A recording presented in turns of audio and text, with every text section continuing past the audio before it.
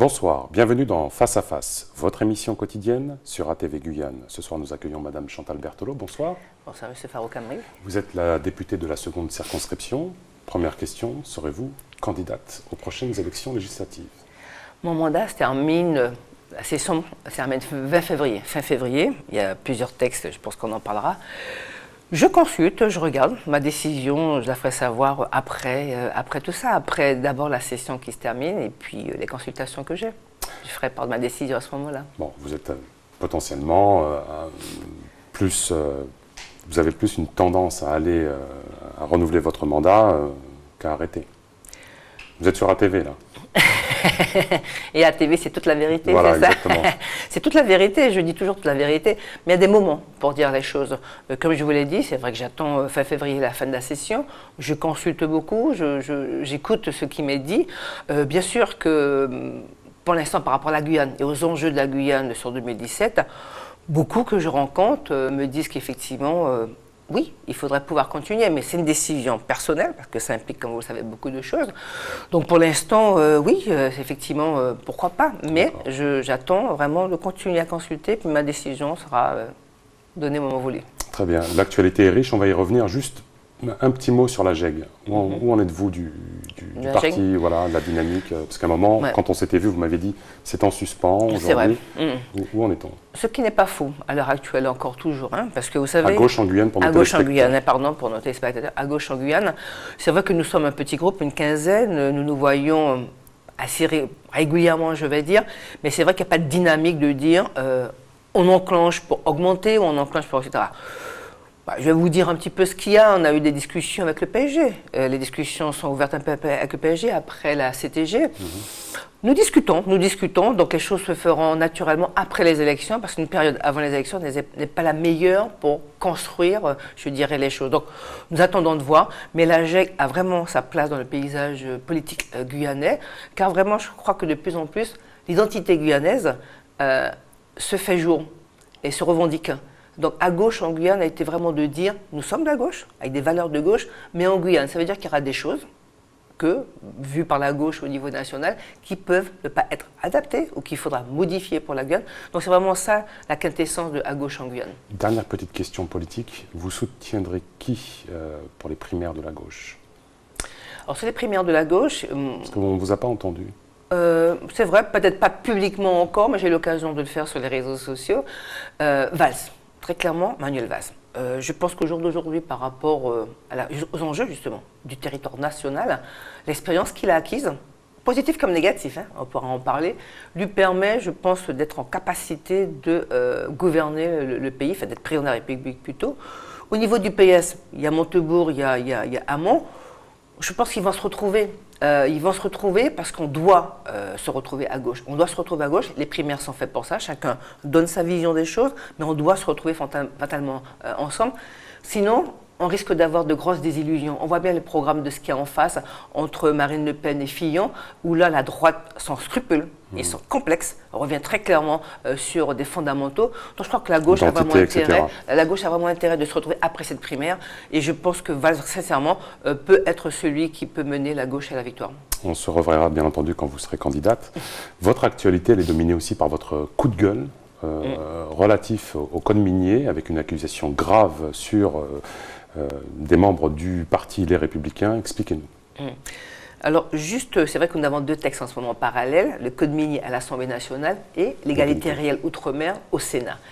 Et lors du passage à l'Assemblée, j'avais fait adopter 3 amendements permettant, je dirais pour simplifier, d'augmenter les capacités d'action des forces de l'ordre en Guyane pour lutter contre l'orpaillage illégal. Et il se trouve qu'en commission des lois, cette semaine, le rapporteur, M. Darnaud, qui est républicain, a tout cassé. Pour moi, il a tout cassé sans connaître les conséquences pour nous Guyanais et sur notre environnement et sur notre ressource. Pourquoi ? Tout cassé parce qu'il est revenu complètement sur les 3 amendements, avec des arguments, par exemple sur le premier amendement concernant les officiers de police judiciaire. Oui, c'est pas nécessaire de le faire, alors que ça démultiplie les forces armées sur le territoire. Sur les inspecteurs de l'environnement, bon, on peut circonscrire ça aux agents du parc, mais moi je dis 1er janvier 2017, l'AFB, Agence française de la biodiversité, a été créée. Demain, nous aurons des inspecteurs de l'environnement, c'est-à-dire qu'eux aussi doivent pouvoir constater les infractions au code minier. Donc en fait, vous voulez donner à ces inspecteurs des pouvoirs de police judiciaire. Oui, c'est-à-dire de constater une infraction au code minier. C'est constaté ou il y avait aussi éventuellement la volonté de détruire Alors, de destruction, c'est que le procureur de la République qui peut dire qu'on détruit, sauf qu'effectivement, donc là je sais que dès le départ, le gouvernement va revenir Mais sur vous ça. avez porté ce projet. Oui, je l'ai donner porté. la possibilité à des inspecteurs de détruire le Pas matériel. aux inspecteurs, c'est-à-dire de constater l'infraction. C'est aux agents, aux officiers de police judiciaire et aux agents de police judiciaire la possibilité de détruire. Pourquoi? Parce que vous avez une brigade de l'armée qui va au fin fond de la forêt avec des agents habilités comme cela. Vous croyez qu'il est, et ça a toujours été dit, vous croyez qu'il est jouable ou réaliste de revenir avec le matériel en faisant 20 km en pleine forêt? Cette capacité de détruire existe. C'est vrai qu'effectivement là, il faut revoir. Le gouvernement va revenir avec un amendement en séance la semaine prochaine et les collègues sénateurs, entre autres le sénateur Karam, Passion aussi d'ailleurs, ils sont tout à fait tous les deux solidaires de cette démarche, vont se battre pour qu'effectivement l'écriture, s'il faut la modifier, on le fera, mais que surtout les dispositifs que j'avais proposés, c'est que j'ai. Vous savez, le parlementaire, je n'aime pas dire j'ai, on me dit, tu dis pas assez j'ai. Non. Moi, mon rôle, c'est d'entendre les forces de l'ordre. Moi, ce que me dit les forces de l'ordre et tout le monde, c'est que Mme Berthelot, ça, sont des dispositifs qui nous permettent d'être efficaces en Guyane par rapport au nombre d'hommes qu'on a. Par exemple, sur le mercure, quand je demande on a déjà depuis 2013, pour détenir du mercure, un concasseur ou un corps de pompe, dans le parc amazonien et sur le Maroni, sur 10 km, il faut faire une déclaration en préfecture. Pourquoi j'ai proposé que ce soit étendu sur l'ensemble du territoire guyanais? Parce que qu'est-ce que me disent les douaniers, Mme Berthelot ou les gendarmes?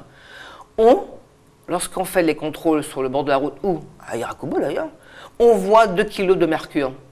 Je rappelle que la loi fait que le mercure n'est pas interdit de détention en Guyane. Donc, quand je demande que la détention, je n'ai pas dit qu'elle est interdite, mais qu'il faut la déclarer, permettre ça, c'est tout simplement parce qu'on sait à quoi elle va servir. Elle va servir à polluer notre environnement, à polluer nos eaux pour faire de l'orpaillage illégal. Donc, voici les demandes que nous avons faites et que l'Assemblée nationale avait votées.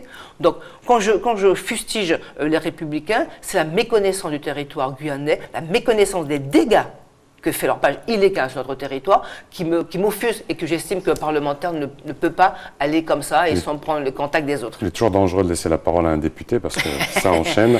Donc, rapidement pour conclure, c'est en commission mixte paritaire, c'est pas encore acté, donc vous avez bon espoir quand même que vos amendements par la suite soient pris en compte. Tout à fait. La semaine prochaine, ce texte passe en plénière du Sénat. Le gouvernement va déposer jusqu'à lundi, techniquement par exemple, jusqu'à lundi. Le gouvernement, lundi 16 janvier. Les collègues sénateurs pourront déposer des amendements pour revenir sur l'écriture initiale de l'Assemblée nationale. Le gouvernement m'a déjà assuré qu'ils vont déposer eux aussi des amendements. Sauf que le Sénat est à droite. Le Sénat est à droite. Donc, nous ne sommes pas sûrs d'avoir gain de cause. Et vous avez raison.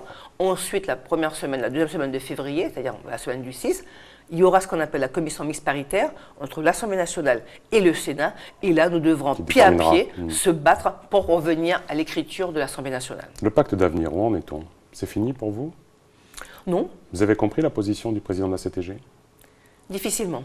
Difficilement parce que on est tous restés sur la fameuse réunion qu'on a eue au mois de novembre où on s'est tous retrouvés pendant 4 heures à travailler et à avancer sur ce pacte d'avenir. Donc c'est vrai que c'est un petit peu difficile à comprendre après le positionnement du président de la CTG. Mais je suis quelqu'un d'optimiste et je crois qu'on ne peut pas en Guyane à l'heure actuelle ne pas pouvoir prendre cette opportunité. Bien sûr qu'on dit que le pacte n'a pas de valeur administrative ou juridique, mais un engagement de l'État. Évidemment, vous allez me dire... On était parti de 2,5 milliards à 600 millions, sans annexe chiffrée, et quand on cumule, je l'ai lu, on arrive péniblement à 600 millions. C'est quand même un peu en deçà des promesses du président.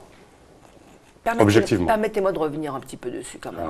Rapidement, mais parce que le format de l'émission est court. C'est vrai, je sais bien, mais les 2 milliards, c'était les besoins que tout le monde a mis. C'était la course des listes. La liste des courses, excusez-moi, qui a été mise. Non, c'est pas ça. Il fallait sélectionner. Il fallait sélectionner les priorités, etc. Donc, on avance au chiffre de 2 milliards, c'est vrai qu'il était là. Moi, une des priorités que j'ai toujours demandé, et que je demande encore, c'est que le régalien de l'État soit c'est-à-dire que l'État doit s'engager auprès de la Guyane, pas auprès de la CTG, auprès de la Guyane sur ses missions régaliennes. Entre autres, Oui, parce que je l'ai dit lors de la campagne de la CTG, les consorts scolaires. Quand j'ai dit qu'une de mes priorités, ce serait d'assurer ça, parce que c'était dit par le rectorat déjà, ça, on ne découvre pas ça aujourd'hui, on avait ce document depuis 2013-2014, qu'il fallait autant de classes un plan Marshall primaires, pour les infrastructures. autant, etc. Ça, c'était une priorité qu'il fallait exiger de l'État, qu'il puisse signer pour accompagner les collectivités. Elles sont exemptes, les collectivités, sur ça. Madame Berthelot, j'avais beaucoup de questions, Je mais le m'excuse. format est court, l'émission se termine. Un mot, un seul, pour vos vœux 2017 pour la population guyanaise. Un mot, un seul. Un seul, la vie. Une année remplie de vie. Merci Madame la députée, merci d'avoir suivi cette émission. Les programmes continuent sur ATV Guyane. À bientôt.